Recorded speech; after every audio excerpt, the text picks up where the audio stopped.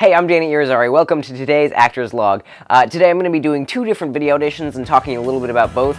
First I'm going to set up, just kind of show you what my setup is, and then talk about the difference between video auditions for theater and video auditions for film.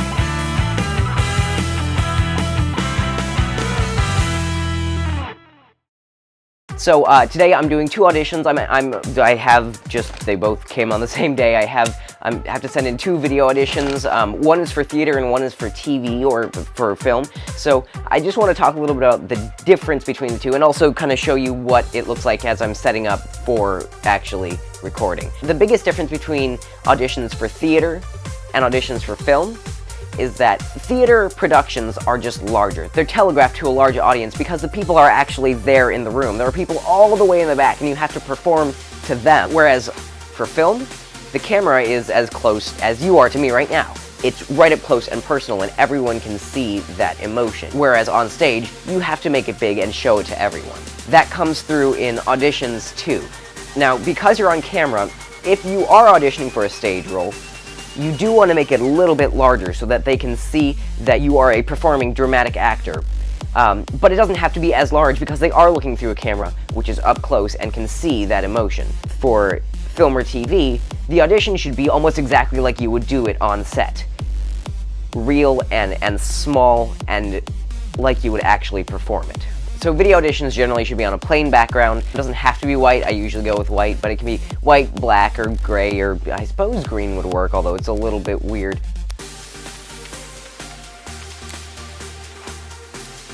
You should also be wearing a plain t-shirt or a button-up shirt, something that doesn't have text, so something like this wouldn't work. It's not professional and it's a little bit distracting.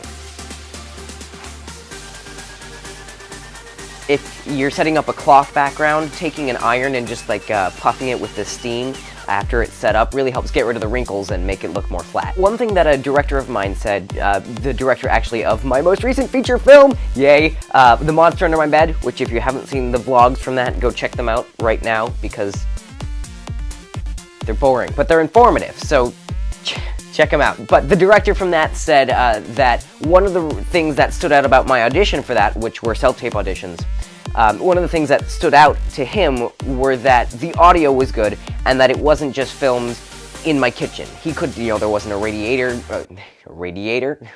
there wasn't a radiator going in the background. He didn't hear the air conditioning unit buzzing. It wasn't just, I pulled out a phone and did a selfie video and sent it in.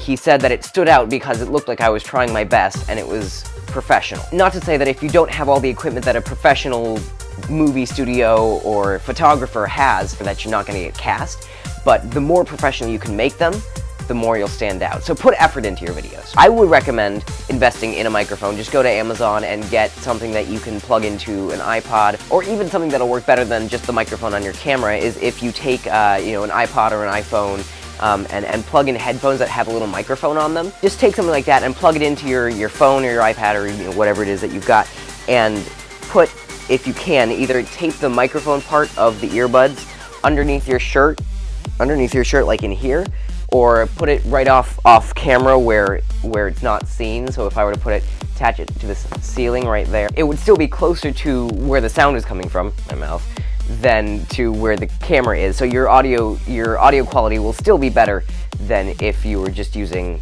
just the microphone in the camera. But I would highly recommend investing in a shotgun microphone that you can just put real close. I've gotten one on Amazon before for like $30 and it works pretty well. Also, like you'll see if you watch today's audition for my TV role, you'll notice that I have someone reading in the background, and for most of my videos I'll have someone reading the lines that aren't mine.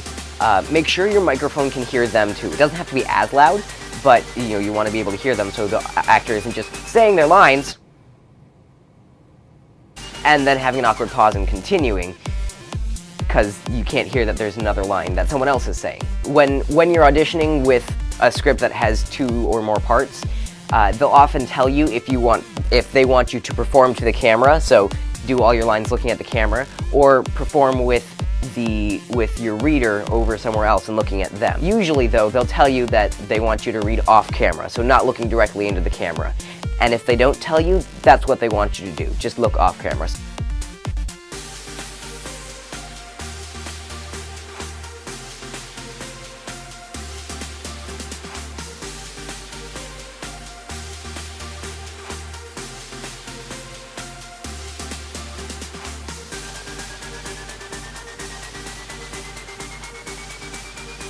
And there we go.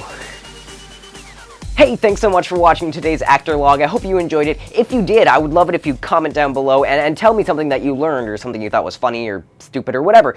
But I'd love to talk to you and have a conversation with you and just be friends with you, because that would be awesome.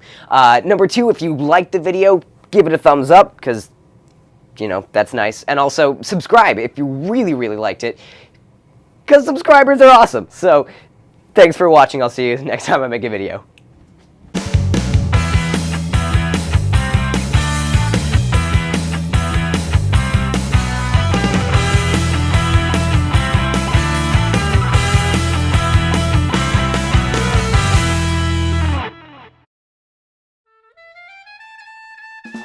Hey, I'm Danny Irizarry. Welcome to today's. Here I am. Welcome to today's.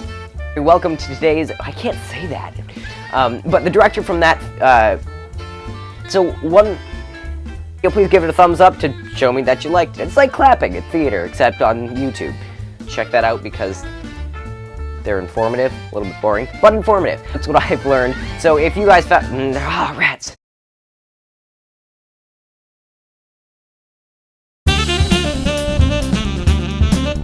Don't lift heavy things like that. That's bad for your back. That was shame on me.